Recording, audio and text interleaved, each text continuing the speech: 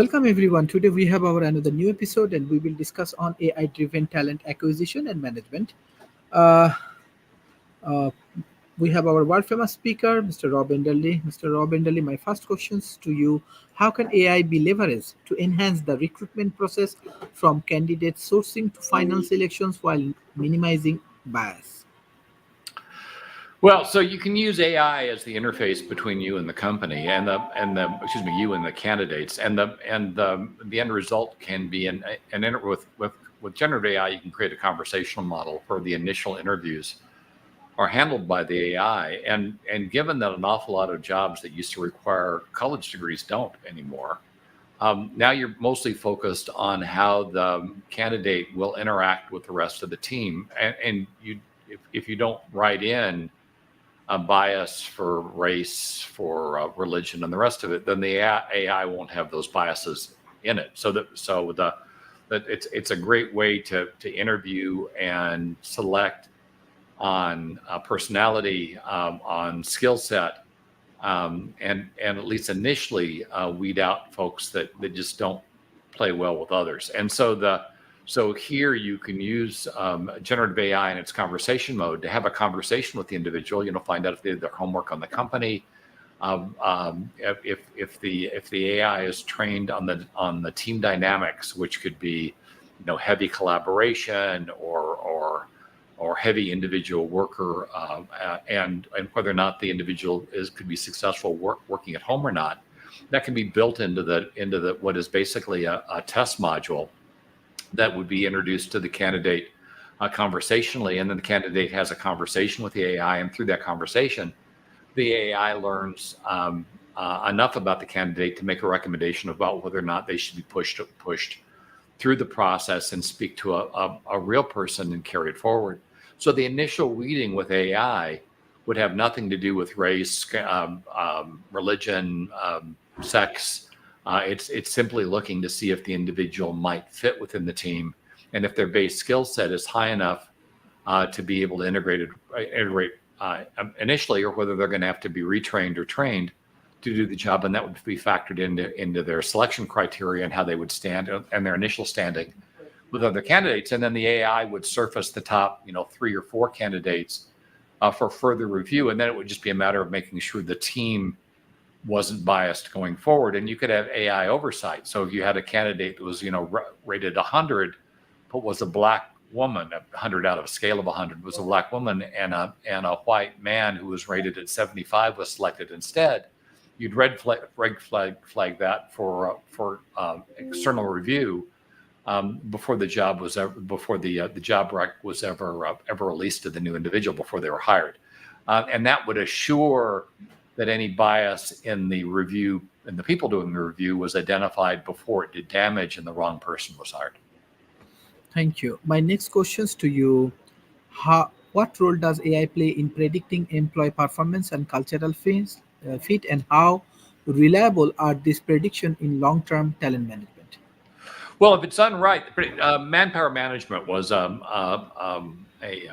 a course of instruction. I have a degree in it that fell out of favor largely in the 70s. But you can pull back on that for answering this kind of question. What the AI can, and I should point out that right now AI's use in terms of hiring and recruitment is still pretty light. But what it capably could do is go through a large number of potential candidates and initially rank them as to those that were high probability successful hires and low probability successful hires, really allowing the recruitment team to focus on the people that would be the most successful, and then using AI to regularly query the employee to see how it's going, what's working for them and what's not, and then roll up any any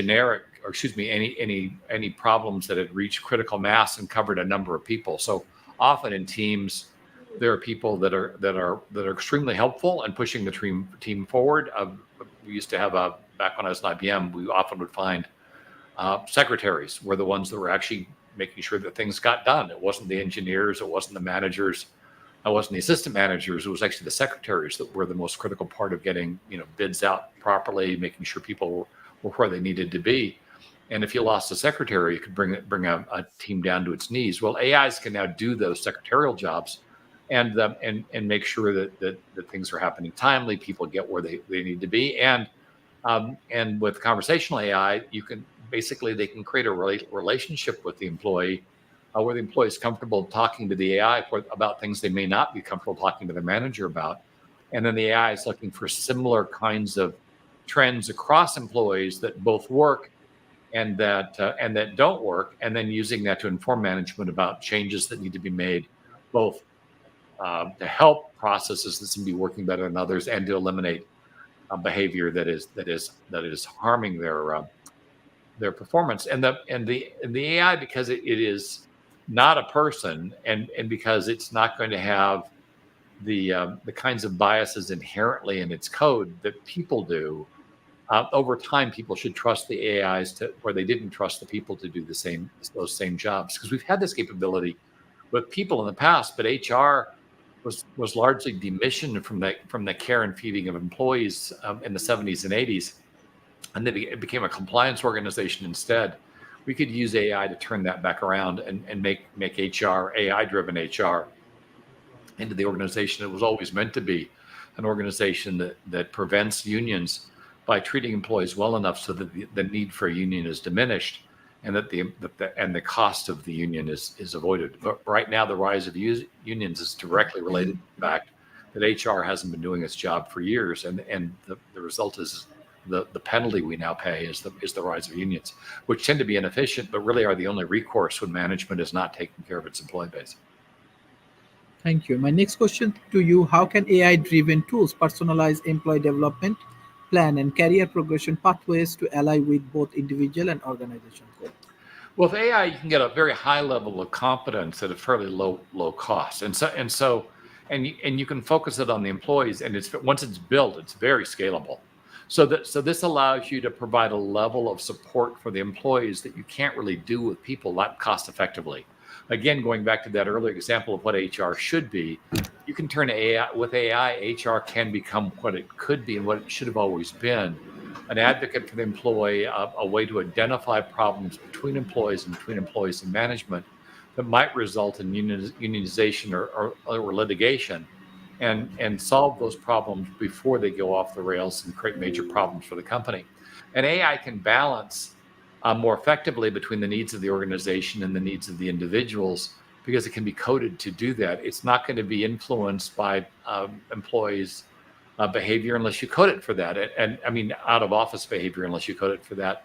It's not going to be influenced by the employee's ethnic background, by their accent, by their behaviors that are related to their race, as much as individuals will be. And so it can provide a much better coach and helper than people would be. And an AI can present itself as any race, any religion, any age, any sex. And so you get a very flexible tool that might better relate to employees who might be distrusting of people that aren't of their race, their sex, or their religion. Thank you. My next questions to you: what are the challenges and benefit of using AI for real-time workforce analytics, and how can it improve decision making in talent management? Well, because it kind of makes I mean, what computers are really good at are analytics. And AI would be pretty worthless if it's not quantifying the information that it's capturing in some way, shape, or form, so that information can be measured and then it can be applied to making decisions.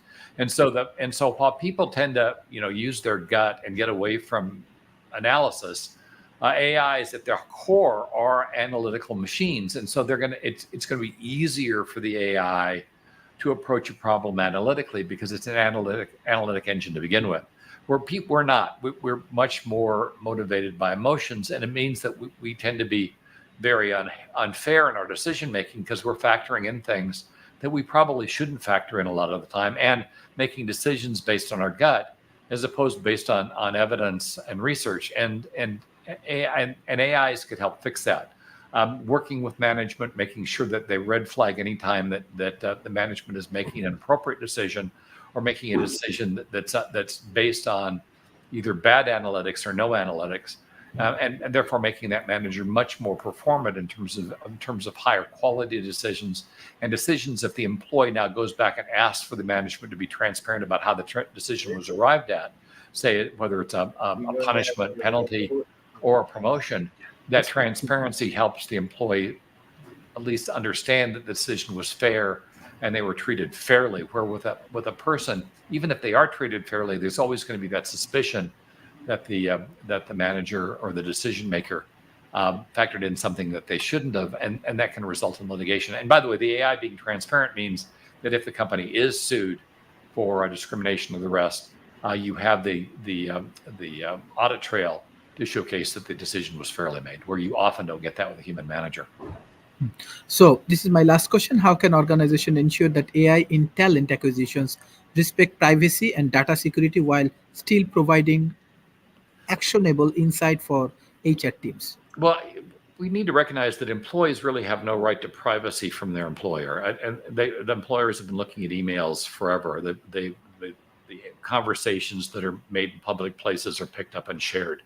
The employee privacy right now is non-existent, and AIs can fix that. I mean, they could address it through policy, but I think a more realistic approach is for just employees to realize that if you're working for a company and you're thinking your stuff is private, you need to debase yourself of that opinion. It's not, and so your best bet is to moderate your behavior appropriately, and not get upset if something you said that was inappropriate makes it back to management. Just if you recognize you have no right to privacy, then maybe you avoid making those statements in the first place, and then you don't get into a lot of trouble. This is something that AI could help employees with in terms of training, conversational training, and one of the arguments I had for a next generation digital assistant is an assistant that really is that the employee owns, and that works with the employee, and then provides the employee with ongoing advice as to their behavior, so they're not doing things either accidentally or on purpose that are career limiting, and helping the employees perform within company policy and within normal behavior norms, and looking things like, so if the employee goes off and maybe has too much to drink at lunch, maybe telling the employee that maybe you want to take the afternoon off, just don't go back into work. It's just too dangerous for you to do it. Imagine I've seen a number of videos where people have gone to lunch and had too much to drink, and they say they're a heavy equipment operator or they're working on equipment. If somebody gets killed, somebody gets injured, they do a lot of damage. I saw one film where a guy in a forklift pretty much wiped out an entire factory because he was impaired. And so his career is over. The factory, of course, is the related factory was shut down because all the materials were destroyed. And so the amount of liability and damage that was done in that case, where an AI working with the employee could have just said, "Hey, man, it's clear that you're impaired. You just take the afternoon to call in sick. You don't feel well. Go home, and just next time, don't drink at lunch." It's something you probably shouldn't do. So AIs can really be used to keep employees from doing stupid stuff. I had stories of new employees over the years that did things like got drunk before going on a plane flight and getting kicked off a plane, or coming onto women employees, normally it's male employees that have this problem, coming onto women employees aggressively, and all those resulted in terminations that were avoidable. And here an AI could advise the employee and say, listen, I can tell that you're not really thinking in your right mind, and you need to do something else. And you're on a path that's going to destroy your career. And of course, the employee has to be able to trust the AI, and that's why I say that this particular function probably should be one where the digital assistant is owned by the employee. It's loyal to the employee, and it only has the employee's best interest at heart, and it's with them all the time. So if the employee is being bullied, or mistreated, it's capturing evidence of that, and then it can provide that evidence up to upper management of protecting the employee. So the employee gets the sense that this thing is there for their protection. It's not a tattletale on the employee. It's there to prevent the employee from making a dangerous mistake, and to protect the employee, kind of like a dash cam does in cars, from managers or co-employees that are acting badly. So that's probably one of the best first steps, is to make employees comfortable with AI, is to give them an AI that's dedicated to keeping them safe, that's dedicated to helping them make decisions career-wise and maybe interpersonally as well. And I can certainly imagine a case where a personal AI like that, listening in on a date you're on, says, the person you're dating is not really into you. They're just there for the free meal, or there's every indication this person's a predator. you might want to just go home and maybe watch what goes into your drink. When people get comfortable with the fact that AIs can be used to keep them from getting into trouble, keep them from harmed, I think there'll be a much more willingness to allow the AIs to help them through their careers and prevent the kinds of problems we typically get when technology is misused. And a case in point would be where companies using AI as an employee monitor and just to penalize employees that are maybe taking personal calls when they shouldn't, or that having an AI as a tattletale is going to sour employees on AIs and be problematic with getting them to use these tools in the future. So I would advise against that. And the first uses of AIs, whenever possible, should be to assist employees, make them better employees, make them happier employees, and make them safer employees going forward. Thank you for joining today's session. My pleasure.